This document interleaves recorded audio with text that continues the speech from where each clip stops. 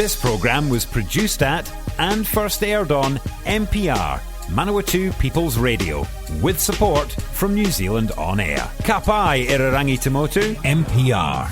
If you're enjoying this podcast in Manawatū, you could make your very own, just like this one. MPR exists to help people like you tell your story or share your passion on air and online. Check out mpr.nz for more information.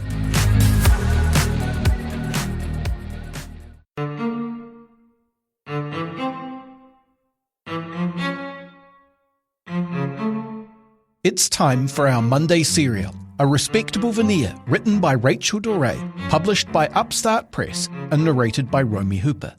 This serial has been made possible by funding from the Earle Creativity and Development Trust, with collaboration from Manawatū People's Radio. A Respectable Veneer is a story about love and courage, but we remind you of our regular content warning. There are elements of violence and references to child abuse. In our previous episode, Ruby showed off her sewing skills. However, starting a job does not mean her problems are over. Arcadia House was silent. Ruby woke in a sweat before the sky had lightened. She tiptoed to the lavatory. When she pulled the cistern chain, the flushing water seemed to roar in the silence. The pipes grumbled and screeched as she filled the basin to wash. Back in the room, Ruby balanced her open compact on the low wardrobe and experimented with the scarf, folding the green silk into a band to keep her hair away from her face, knotting it at the nape of her neck and hiding the ends under her hair until it looked quite smart enough for a workroom. Close to the window, a magpie fluted. Soon, small birds were chorusing. Edie was still asleep, her knees drawn up to her chest. Ruby gave her a gentle shake. "Wake up, chicken. You're having an early breakfast." Edie slithered further under the blankets. Ruby yanked the bed covers back. "Up you get. Come on. I have to start at 8 o'clock. "I'm still tired." "Don't you want to come with me today?" Edie shot up. "Truly?" "I asked Madam, and she said as long as you keep out of the way and stay in the workroom with me, it might be all right. You'd better bring Kidnapped. I'm sure Mrs. Thompson won't mind." "I'm always keeping out of the way," Edie said, yawning, open-mouthed, and rubbed her eyes. "Don't yawn like that." "I can't help it." "Cover your mouth," said Ruby. "No one wants to see down your gullet." Edie was still getting into her clothes when Ruby started brushing her hair. "Hurry up. Get your shoes on and let's get to the bathroom. It'll be toast for breakfast and no mucking around, or you'll be left behind." Edie kept pace with Ruby as she strode along the pavement. The breeze was lighter when they got to Main Street. Over at the railway station, people were beginning to congregate, waiting for the morning train to come in. The traffic was busy as they stood at the Pitt Street intersection. A flat-deck truck rolled through with young men and boys crowded on the back. A good-looking boy, his long legs dangling over the end of the tray, waved. Edie waved back before Ruby could stop her. "Where are those Māori boys going on that truck?" Edie said. "Working on a farm or in a factory somewhere. Who knows?" There was a gap in the traffic, and Ruby pulled her across. "Keep up. We mustn't be late." "Do we have to rush like this every day?" "I'll talk to Madam. She may let us come a bit later in the holidays." "When you get paid..." "We'd better not count our chickens." "What does that mean? People say it. Does anybody know what it means?" "Just be quiet." The terms of her employment hadn't been discussed at all. She just hoped Edie wouldn't ruin it for her. One thing at a time, she told herself. "I can't wait to get a gander at the hats," said Edie. "For heaven's sake, don't use that language. Speak properly. What will people think with you talking like that?"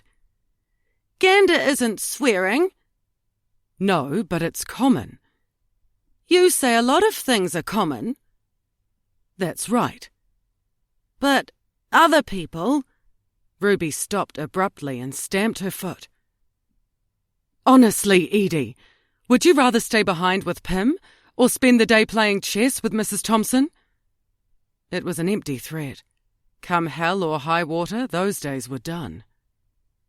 No, I'll be good, Edie pleaded. Seen and not heard. Anyway, if you went back now, it'd make you late. They walked on. Ruby quickened her pace. Madam was adamant, you have to stay out of sight. All day? Yes, all day. Don't worry, you'll be in the workroom with me. As they reached the square, Ruby looked ahead to the turret clock on the corner building that dominated the skyline. 25 to 8. She slowed to catch her breath. People passed the flower gardens on their way to work.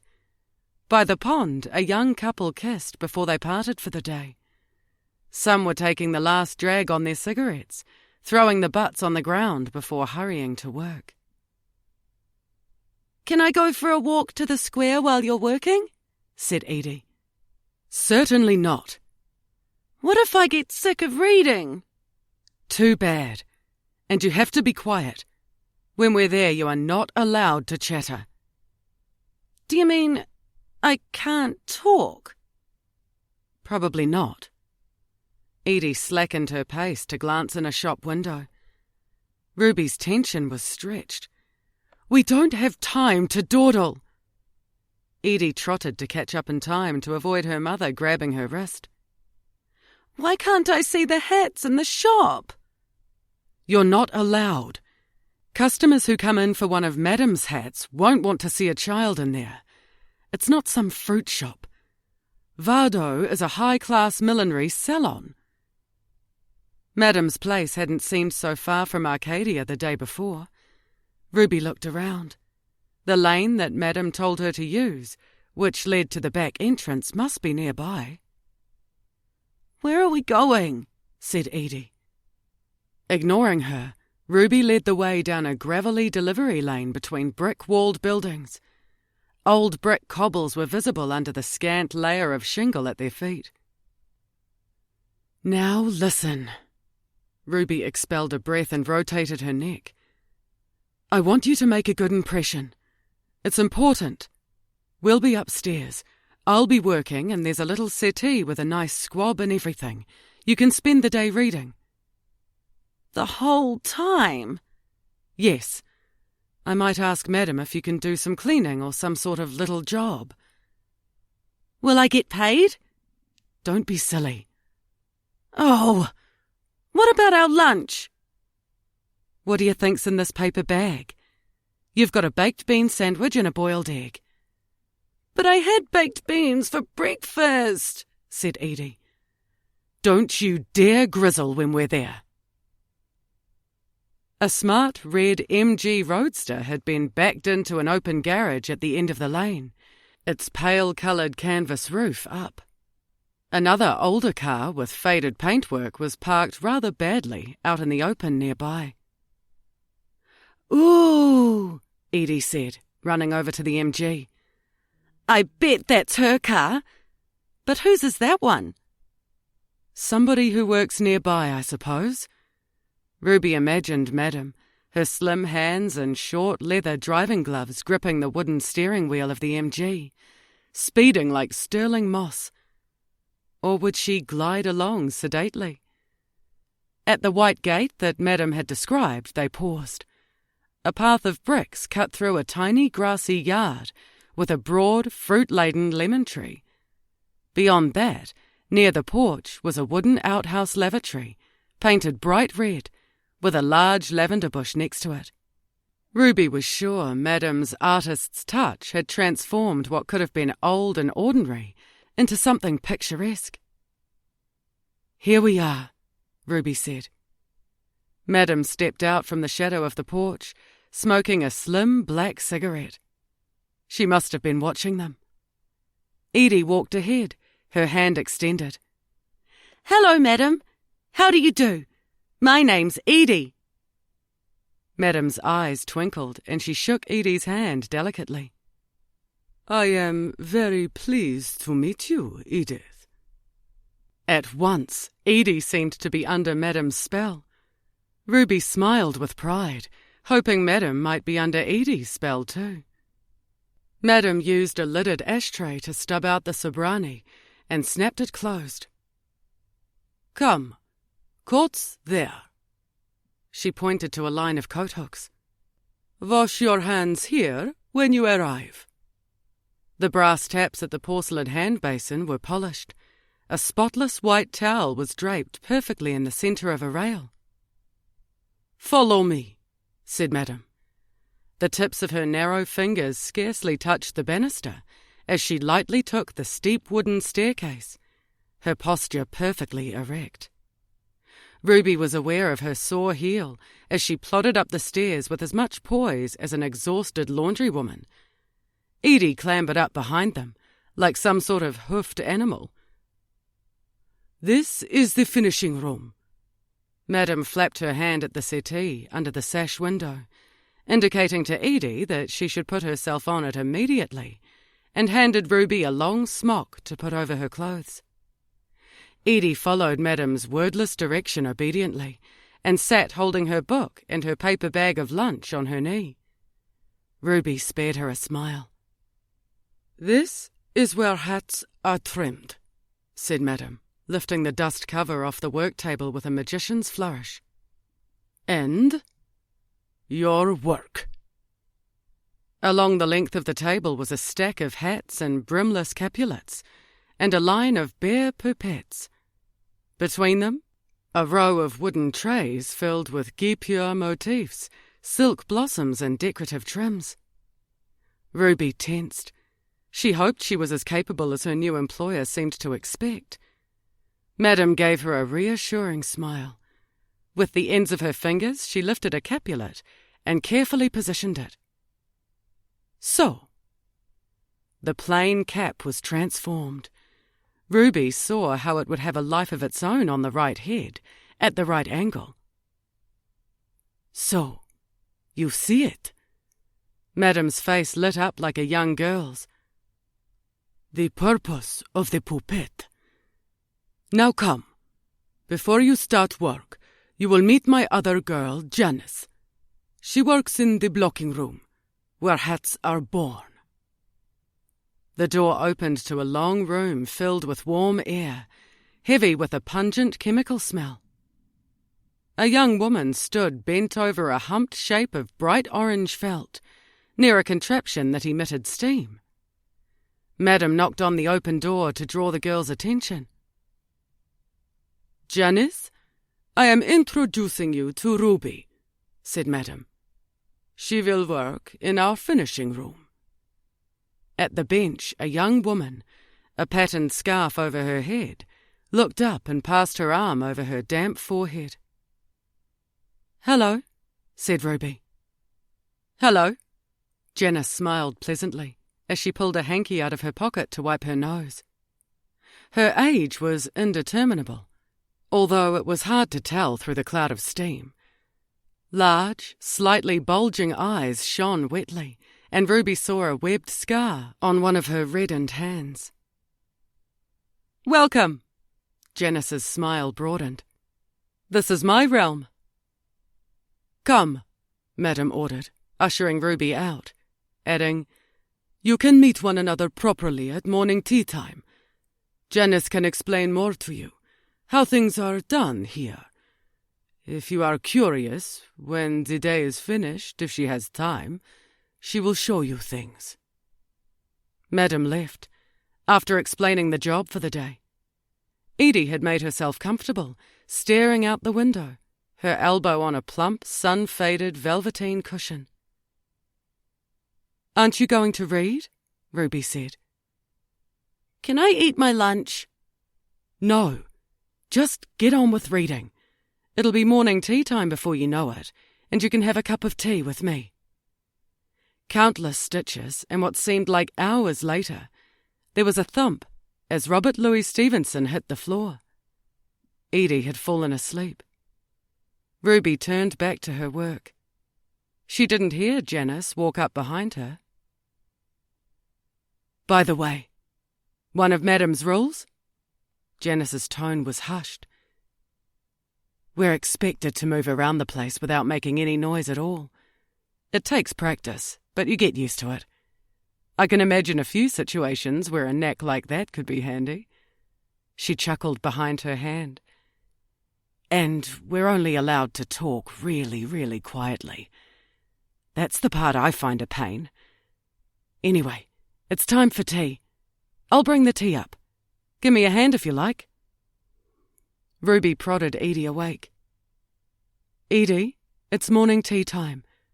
Wake up and meet Miss—" "I'm sorry, Janice, I don't know your proper name." Edie squinted up at Janice. "Oh, I'm not Miss anything, and I don't much care about being proper." Janice grinned and shook Edie's hand. "Call me Auntie Janice if you like. Pleased to meet you, Edie." "You'd better go down to the loo," said Ruby.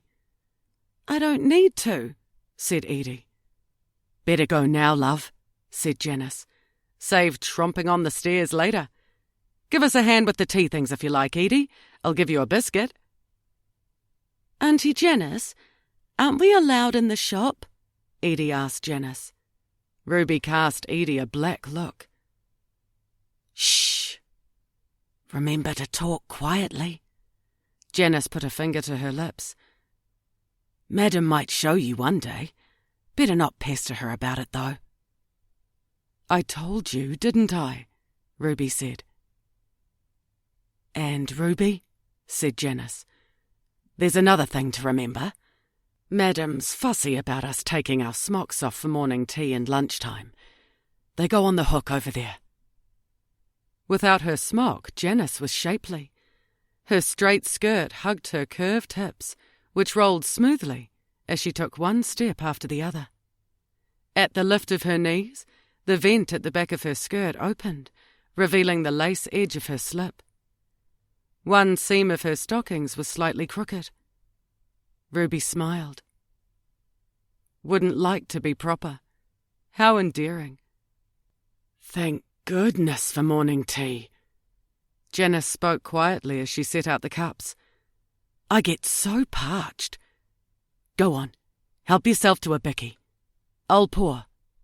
Edie, take 2 if you like. My sister made them. She does lovely Belgians too. She'll do them next week, I hope."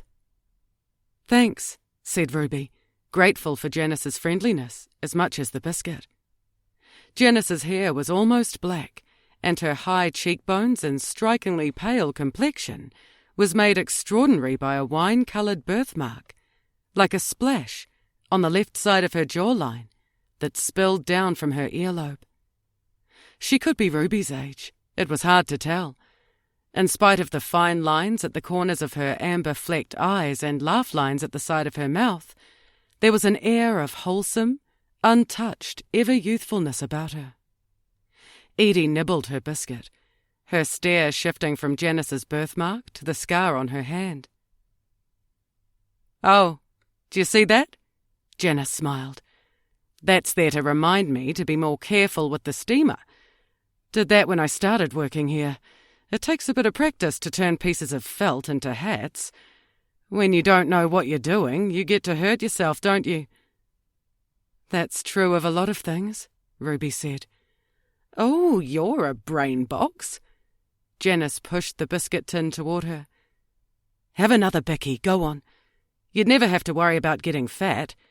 You'd have to eat tinfuls." Ruby came close to laughing. It was more than the tea and biscuits that was refreshing her. Sitting with Janice and Edie, speaking in low voices, reminded her of her school days, when she had innocent friendships, when girls shared meaningless secrets and conspiratorial whispers. Soon she started to worry about not having anything to bring to reciprocate after accepting the biscuits. Perhaps it wouldn't matter. Perhaps Janice wouldn't think anything of it.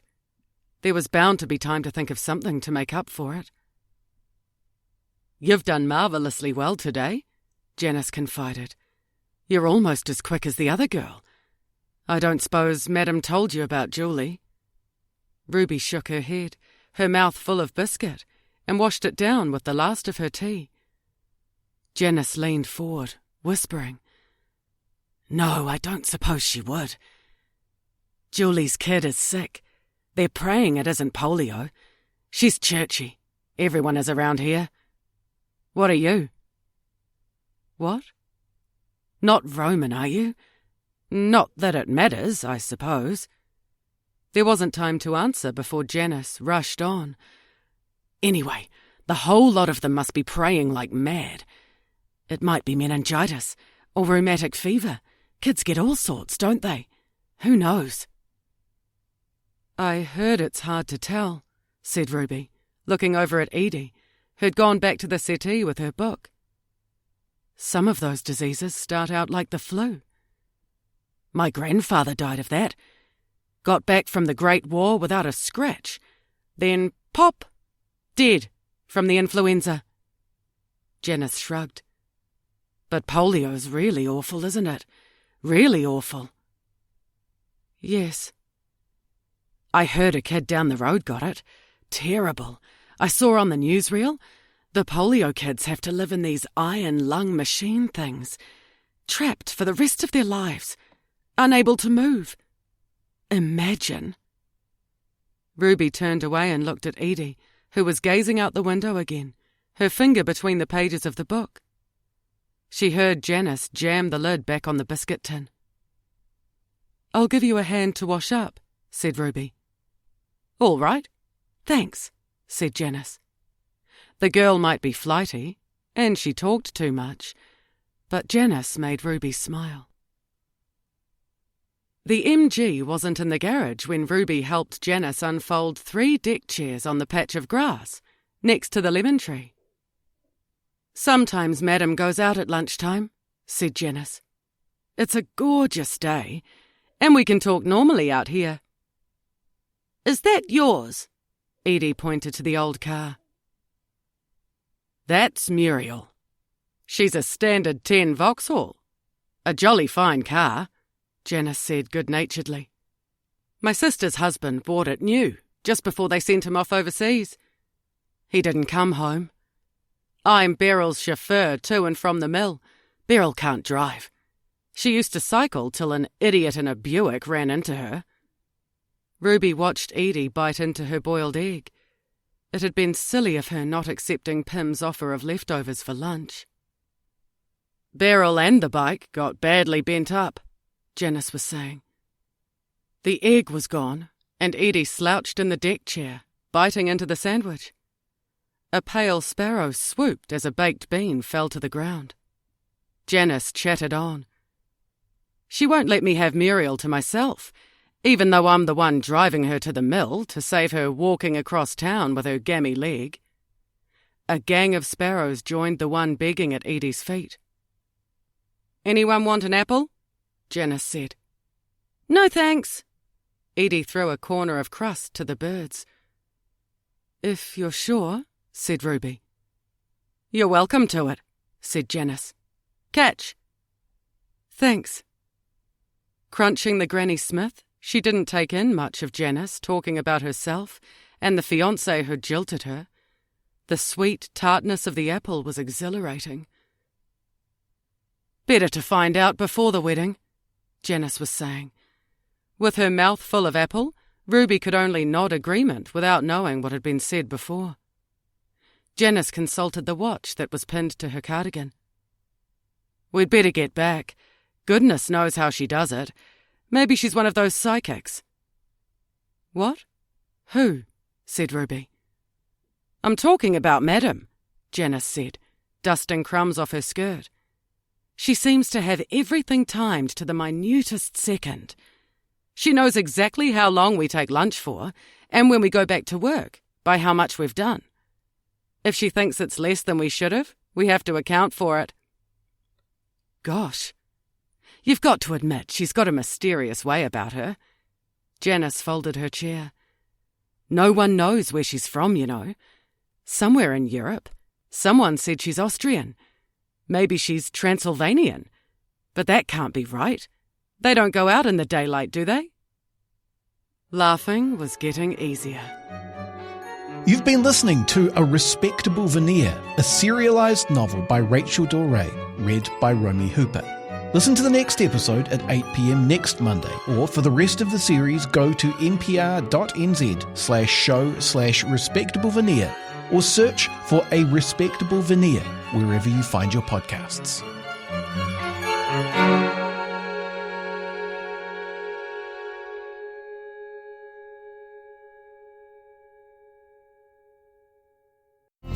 If you enjoy this NPR podcast, please consider subscribing. Our podcasts are available on all major podcasting platforms: Apple Podcasts, Google Podcasts, and Spotify, as well as the accessmedia.nz app. Support this show and others like it by giving a donation. For more information, go to www.npr.nz/donate.